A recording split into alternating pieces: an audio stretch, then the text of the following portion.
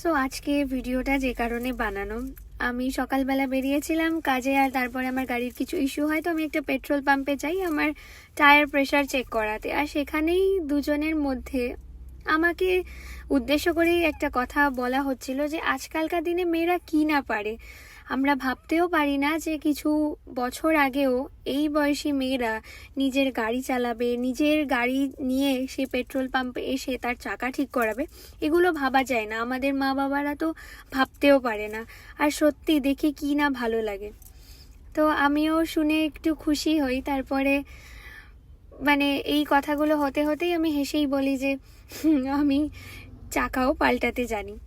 তখন এটা শুনে ওনার যে এক্সপ্রেশনটা ছিল, মানে that is what I should say, that is worth something, যেটা আমি পেয়েছি। আর একটাই কথা বললেন, আমার থেকে অনেক বয়সে বড় ছিলেন, যে এগিয়ে যাও, তুমি সব পারবে।